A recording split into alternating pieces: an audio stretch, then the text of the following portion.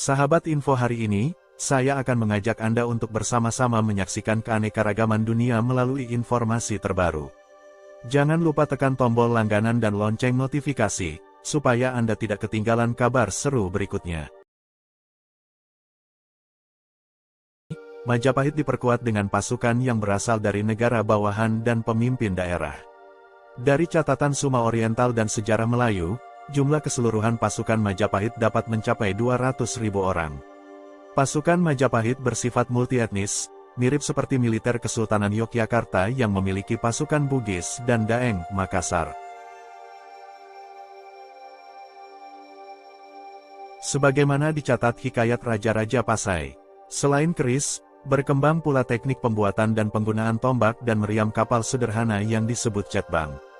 Majapahit di bawah Mahapati, Perdana Menteri, Gajah Mada memanfaatkan teknologi senjata bubuk mesiu yang diperoleh dari dinasti Yuan untuk digunakan dalam armada laut.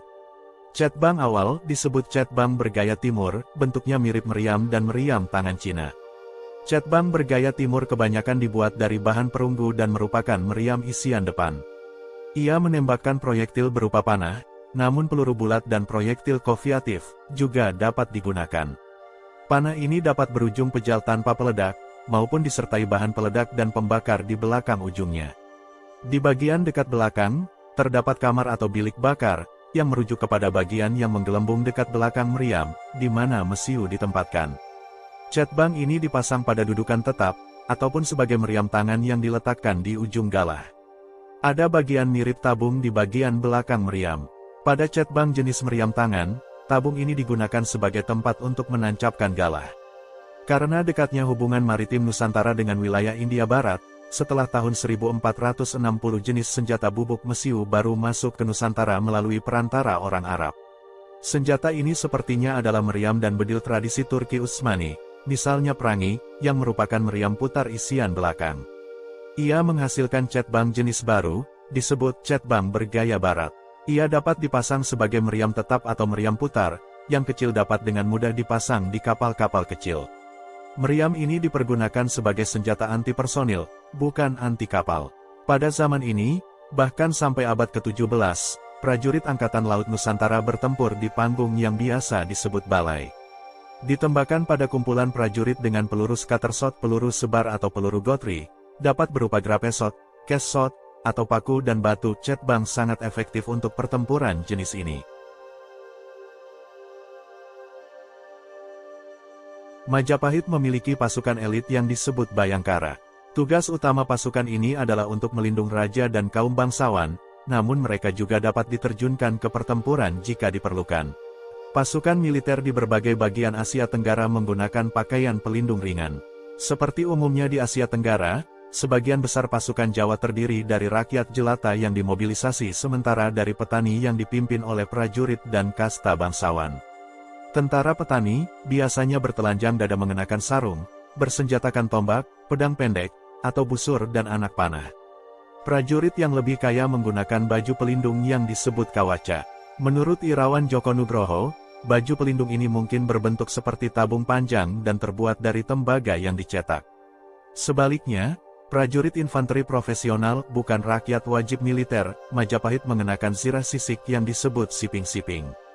Ada juga semacam helm baja yang disebut rukuh. Jenis baju zirah lain yang digunakan di Jawa era Majapahit adalah waju rantai, zirah rantai, dan karambalangan, lapisan logam yang dikenakan di depan.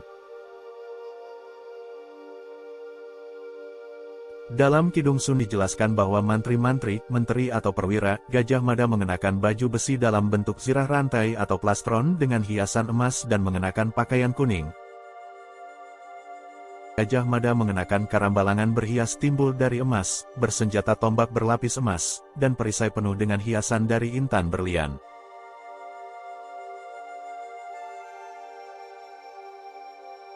Majapahit juga mengawali penggunaan senjata api di Nusantara.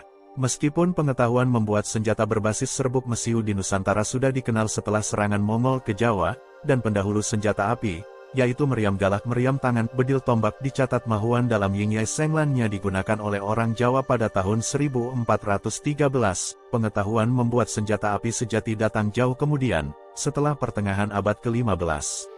Ia dibawa oleh negara-negara Islam di Asia Barat, kemungkinan besar oleh orang Arab.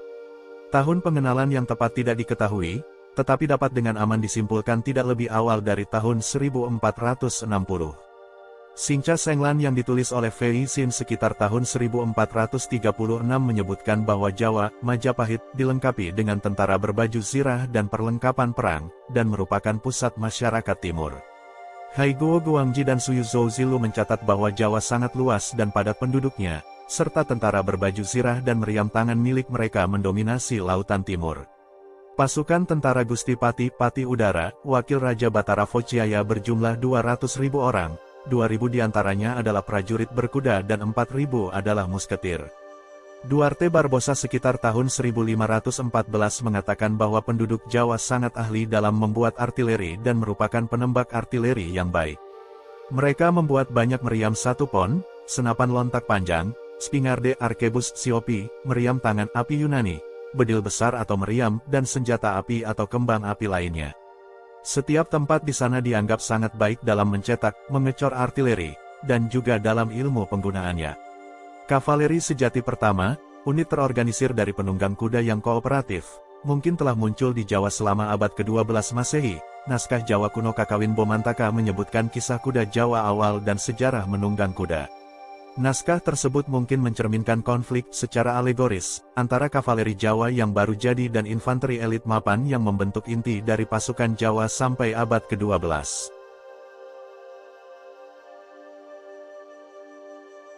Pada abad ke-14 Masehi, Jawa menjadi peternak kuda yang penting dan pulau ini bahkan terdaftar di antara pemasok kuda ke Cina. Selama masa Majapahit, jumlah kuda dan kualitas kuda keturunan Jawa terus berkembang sehingga pada tahun 1513 Masehi Tome Pires memuji kuda-kuda yang sangat dihiasi dari bangsawan Jawa, dilengkapi dengan sanggurdi bertatakan emas dan pelana yang dihiasi dengan mewah yang tidak ditemukan di tempat lain di dunia. Kuda poni Sumbawa tampaknya berasal dari kuda domestikasi Jawa yang diperkenalkan oleh Majapahit sejak abad ke-14 Masehi. Majapahit memiliki pasukan angkatan laut yang berbeda dengan satuan pasukan darat, yang disebut Wang Jaladi. Pasukan laut mendapat perlakuan istimewa dalam hal fasilitas. Untuk angkatan laut, armada Majapahit menggunakan jong secara besar-besaran sebagai kekuatan lautnya. Tidak diketahui secara pasti berapa jumlah total jong yang dimiliki Majapahit, tetapi jumlah terbesar yang pernah digunakan dalam satu ekspedisi adalah berjumlah 400 buah, tepatnya saat Majapahit menyerang Pasai. Setiap kapal berukuran panjang keseluruhan sekitar 28–88 meter, dan dapat membawa 50–1.000 orang. Sebuah jong dari tahun 1420 hampir saja menyeberangi Samudera Atlantik. Jenis jong besar 9 tingkat yang tercatat di Kidung Panji Wijayakrama Ranggalawe, sekitar 1334, disebut jong Sasangawangunan. Ia membawa 1.000 prajurit dengan layar merah. Jong yang umum digunakan oleh Majapahit rata-ratanya dapat membawa 600–700 orang, berbobot mati 1.400 ton, dengan panjang keseluruhan sekitar 76–80 meter. Sebelum tragedi Bubat tahun 1357, Raja Sunda dan keluarganya datang di Majapahit setelah berlayar di Laut Jawa dalam armada dengan 200 kapal besar dan 2.000 kapal yang lebih kecil. Kapal yang dinaiki keluarga kerajaan adalah sebuah jong bibrida Cina Asia Tenggara bertingkat 9 jong Sasangawangunan Ring Tatar Nagari Tiniru. Kapal bibrida ini mencampurkan teknik China dalam pembuatannya, yaitu menggunakan paku besi selain menggunakan pasak kayu dan juga pembuatan sekat kedap air, watertight bulkhead dan penambahan kemudi sentral. Jenis kapal lain yang digunakan Majapahit adalah Malambang, Kelulus, Jongkong, Cerucu, Tongkang, dan Pelang. Pada abad ke-16, lancaran dan penjajab juga digunakan. Penggambaran Angkatan Laut Majapahit pada masa modern seringkali menggambarkan kapal-kapal bercadik. Namun pada kenyataannya kapal ini berasal dari abad ke-8 yaitu kapal Borobudur, yang digunakan dinasti Sailendra. Penelitian oleh Irawan Joko Nugroho menyimpulkan bahwa jenis kapal utama yang digunakan oleh Majapahit tidak menggunakan cadik, dan menggunakan ukiran Borobudur sebagai dasar rekonstruksi kapal Majapahit adalah sesat dan menyesatkan. Selama era Majapahit penjelajahan orang-orang Nusantara mencapai prestasi terbesarnya. Ludovico di dalam bukunya menyatakan bahwa orang Jawa Selatan berlayar ke negeri jauh di selatan, hingga mereka tiba di sebuah pulau di mana siang harinya hanya berlangsung selama 4 jam dan lebih dingin daripada di bagian dunia manapun. Penelitian modern telah menentukan bahwa tempat tersebut terletak setidaknya 900 mil laut selatan dari titik paling selatan Tasmania. Orang Jawa, seperti suku-suku Austronesia lainnya, menggunakan sistem navigasi yang mantap. Orientasi di laut dilakukan menggunakan berbagai tanda alam yang berbeda-beda, dan dengan memakai suatu teknik perbintangan sangat khas yang dinamakan Starpath Navigation. Pada dasarnya, para navigator menentukan haluan kapal ke pulau-pulau yang dikenali dengan menggunakan posisi terbitnya dan terbenamnya bintang-bintang tertentu di atas cakrawala. Pada zaman Majapahit, kompas dan magnet telah digunakan. Selain itu kartografi, ilmu pemetaan telah berkembang. Pada tahun 1293 Raden Wijaya memberikan sebuah peta dan catatan sensus penduduk pada pasukan Mongol dinasti Yuan, menunjukkan bahwa pembuatan peta telah menjadi bagian formal dari urusan pemerintahan di Jawa. Penggunaan peta yang penuh garis-garis memanjang dan melintang, garis ram, dan garis rute langsung yang dilalui kapal dicatat oleh orang Eropa, sampai-sampai orang Portugis menilai peta Jawa merupakan peta terbaik pada awal tahun 1500.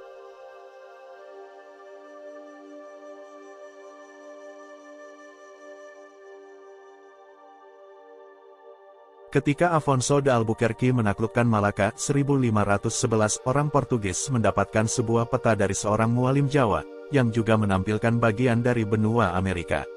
Mengenai peta itu, Albuquerque berkata, "Peta besar seorang mualim Jawa, yang berisi Tanjung Harapan, Portugal dan Tanah Brazil, Laut Merah dan Laut Persia, Kepulauan Cengki, navigasi orang Cina dan Gore, dengan garis ram dan rute langsung yang bisa ditempuh oleh kapal, dan dataran gigir hinterland, dan bagaimana kerajaan berbatasan satu sama lain. Bagiku, Tuan, ini adalah hal terbaik yang pernah saya lihat, dan Yang Mulia akan sangat senang melihatnya memiliki nama-nama dalam tulisan Jawa, tetapi saya orang Jawa yang bisa membaca dan menulis. Saya mengirimkan karya ini kepada Yang Mulia." Duarte Barbosa menyebutkan tempat dan rute yang dikunjungi kapal-kapal Majapahit, yang meliputi Maluku, Timor, Banda, Sumatera, Melaka, Cina, Tenas Serim, Pegu, Benggala, Pulikat, Coromandel, Malabar, Cambay, Hambat dan Aden. Dari catatan penulis lain, dapat diketahui bahwa ada juga yang pergi ke Maladewa, Kalikut, Kozhikode Oman, Aden, dan Laut Merah. Para penumpang membawa istri dan anak-anak mereka, bahkan sampai-sampai beberapa dari mereka tidak pernah meninggalkan kapal untuk pergi ke pantai, juga tidak memiliki tempat tinggal lain, karena mereka dilahirkan dan mati di kapal.